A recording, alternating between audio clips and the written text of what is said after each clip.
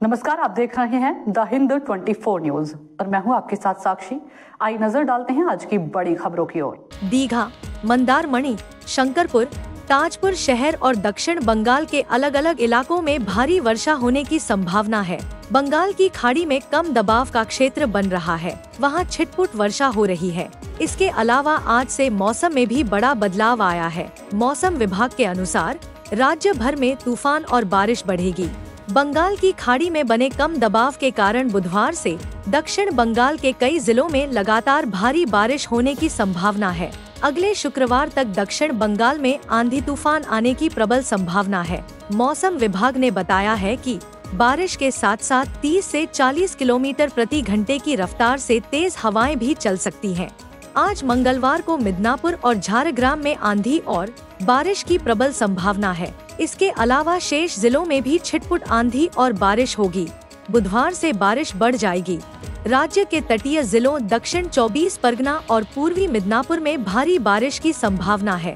इसके अलावा दक्षिण बंगाल के शेष जिलों में रुक रुक कर बारिश जारी रहेगी।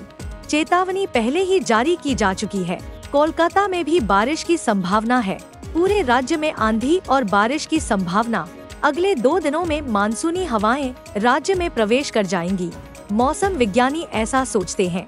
मानसून उत्तर बंगाल के रास्ते राज्य में प्रवेश करता है। मौसम वैज्ञानिकों का मानना है कि उत्तर बंगाल में मानसून के आगमन के लिए सभी स्थितियां अनुकूल हैं।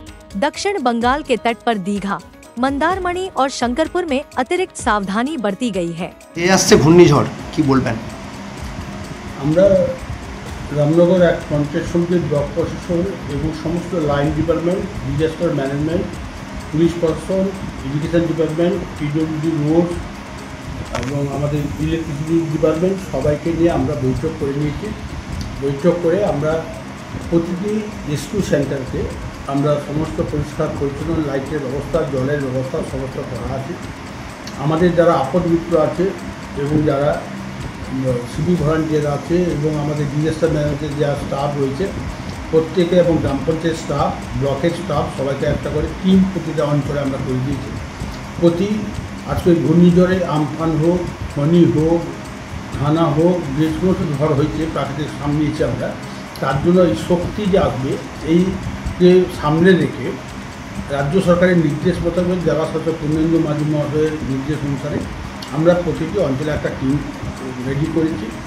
যদি কোনো সময় কোনো অঘটন বা প্রাকৃতিক দুর্যোগ ঘটে তাহলে রেস্কিউ করার মতো ব্যবস্থা রেখেছি। তার জন্য আমরা সমুদ্র তীরবর্তী এলাকায় মক ড্রিল করেছি এবং মক ড্রিল করে মানুষকে সচেতন করা হয়েছে কীভাবে মানুষকে চট করে উদ্ধার করা যায়।